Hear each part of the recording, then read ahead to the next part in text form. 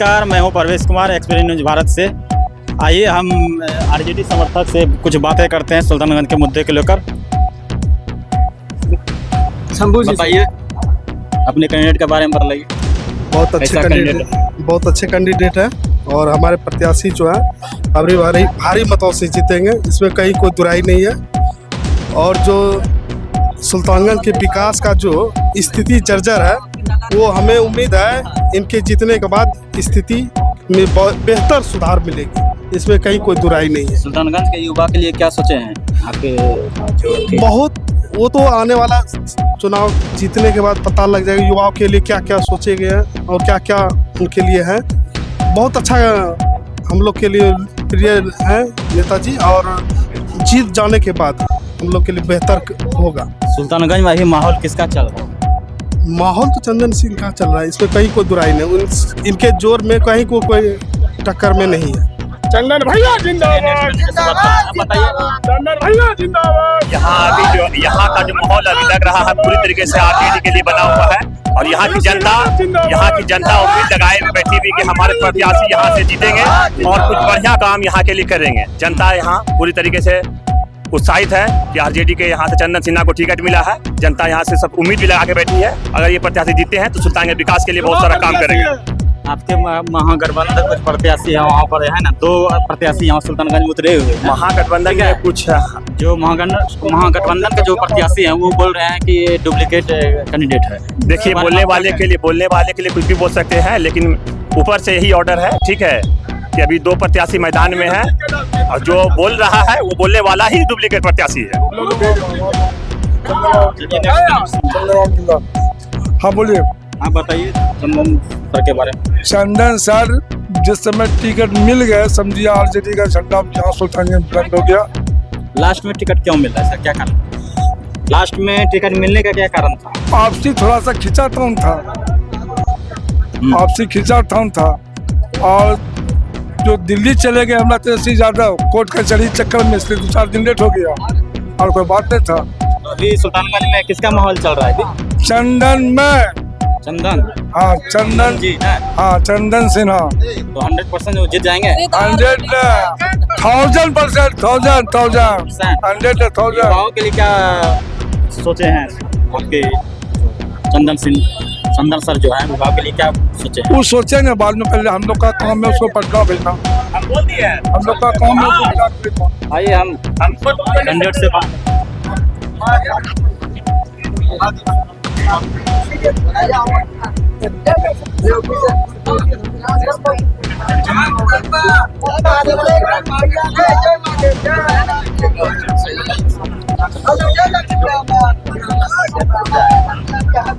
बात कर रहे हैं हम चंदन जी से।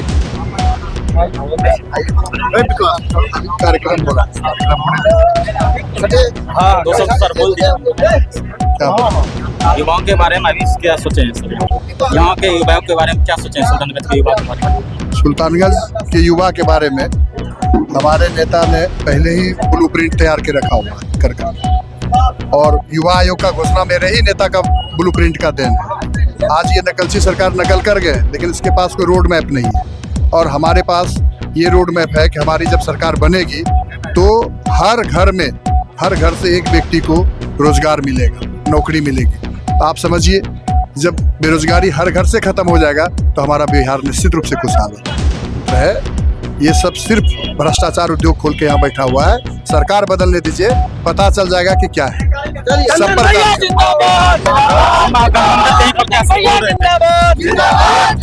हम सुने थे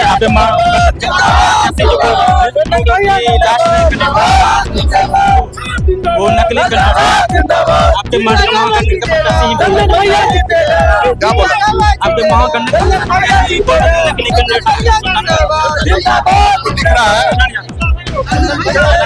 बोल रहे थे आपके बारे में। बोलने दीजिए, वो जो है बुद्धिमान लोग हैं, उनको समझ में है।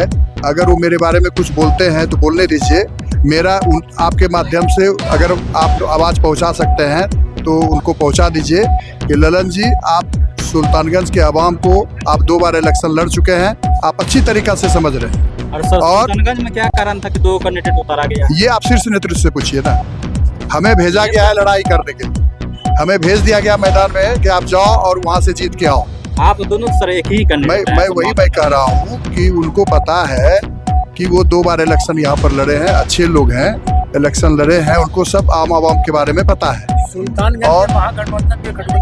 और सुल्तानगंज के आवाम के मांग को देखते हुए देखिएगा कि निश्चित रूप से वो आएंगे, हमें सपोर्ट करेंगे और हम लोग मिलकर करके यहाँ पर एनडीए को हराएंगे।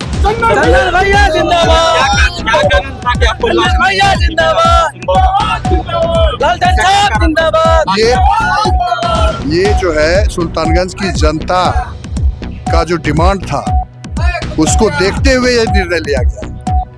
यहाँ के लोगों का जो डिमांड था इसको देखते हुए ये निर्णय लिया गया कि यहाँ पर चंदन सिन्हा का डिमांड है, इसलिए चंदन सिन्हा को यहाँ भेजा गया। अगर सर आप सत्ता में आते हैं तो सुल्तानगंज की जनता को आप क्या भरोसा दिलाएंगे? सुल्तानगंज के जनता के लिए पूरा रोड मैप मेरे पास है।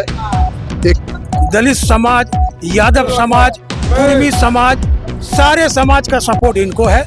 इस बार निश्चिंत कम से कम 25,000 से भी ऊपर से विजय होंगे यहाँ से। यहाँ पर 100% क्या जीतेंगे सर? एकदम 100% जीतेंगे। विपक्ष वाले बोल रहे हैं नहीं जीत सकते। अरे विपक्ष का काम तो बोलना है। 1 लाख वोट से हराएंगे। 303 से 240, 400 पार।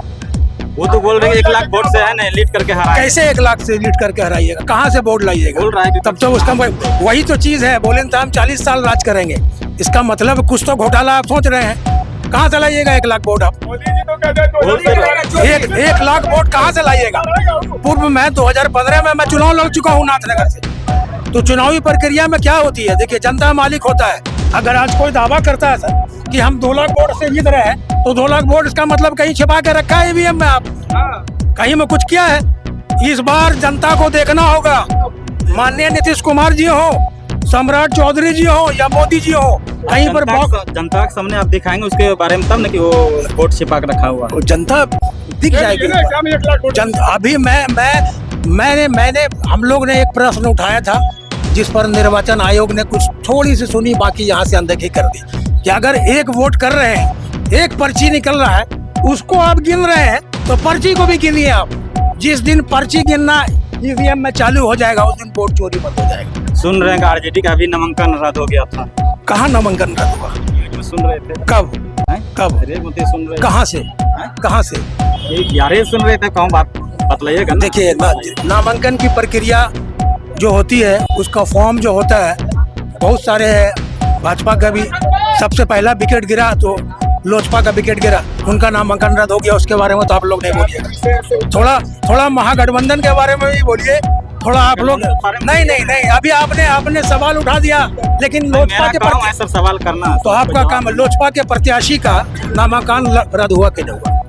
वो तो उनको तो ये तक पता नहीं है कि प्रस्तावक का कहाँ भरना है, कैंडिडेट का कहाँ भरना है। बस यही है। जैसे तैसे को आप दे दिए। देखिए, तेजस्वी जी का इस बार का जो सबसे बड़ा यलगार है, हर घर में 1 नौकरी, ये बहुत बड़ा है। ये 100% होगा। सुल्तानगंज विधानसभा में अभी तक जो है सबसे अच्छा कैंडिडेट जो है चंदन सिन्हा है, जो कि आरजेडी के प्रत्याशी है और इनका जीत जो है सुनिश्चित है। 100% में 110% ये जो है इस बार यही जीतेंगे सुल्तानगंज विधानसभा से। आपको विश्वास है कि ये यहाँ का विकास करेंगे? एकदम विकास करेंगे। इसलिए विकास करेंगे, अच्छे और नौजवान नेता है। विकास कौन करेगा? वो बूढ़े लोग थोड़े करेंगे। ललित नारायण मंडल जो 5 साल से आज विधायक बन करके यहाँ पे मुँह में आवाज़ है, ना कुछ है, कुछ काम तो कुछ विकास नाम का चीज़ ही नहीं किया। वो क्या करेंगे? कुछ विकास आज तक वो विकास नहीं किया सुल्तानगंज। इसलिए जो है इस बार जो है पूर्ण रूप से जनता का और हम सब लोगों का मन है कि इस बार जो है चंदन सिन्हा को जो है सुल्तानगंज विधानसभा का प्रत्याशी उम्मीदवार एकदम विजय बना करके जो है विधानसभा में कॉलेज बिल्कुल जन समस्या है, उसके बारे में क्या? उनके बारे में तो कई बार जो है ललित नारायण मंडल को पहले भी बोला गया था, इस फील्ड जो मुरंगा कॉलेज का रहता है ये जलमग्न रहता है, इसका कुछ सुधार किया जाए। लेकिन आज तक जो कि उसका प्रोफेसर वो खुद रह चुके हैं प्रिंसिपल मुरंगा कॉलेज। हमारे नेता तो तुरंत कर देंगे काम, इसलिए कर देंगे कि इसमें करने की जज्बा है। वो जैसे ही विधायक बनेंगे वो सबसे पहले कौन उनका कॉलेज का फील्ड पहले तो हर कोई बोलता है कि विकास करना, लेकिन बाद में है ना एक बात है वो चले जाते हैं। नहीं, ऐसा नहीं है। इस बात में 110% विकास करेंगे और जो है हम सब लोग मिल करके उसे विकास करवाएंगे। आप बताइए।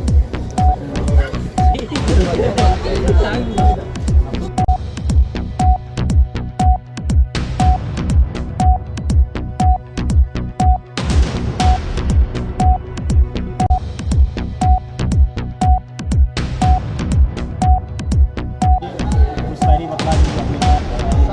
शायरी तो तब तक सुधरेगा ना भैया बिहार जब तक होगा तेजस्वी की सरकार। और नीतीश कुमार पर ये मारते मारते कर दिया बिहार को बर्बाद, और सम्राट चौधरी बैठ के पढ़ते रहा अखबार। ठीक है, और सुधरेंगे विधानसभा सुधरेंगे भी जब तक चंदन सिन्हा नहीं आएंगे। काहे कि चंदन सिन्हा 5G है और ललित मंडल जो है ना 3G है। 3G क्या काम करेंगे? 5G जो है ना धनाधन काम करते हैं और धनाधन विकास भी करेंगे। ठीक है, इसलिए चंदन सिन्हा को हिलाएंगे और एकदम कर्मठ प्रत्याशी है जो कि लोग के हित में कार्य करेंगे, लोग के हित में बात करेंगे। और क्या इसको दीजिए इसको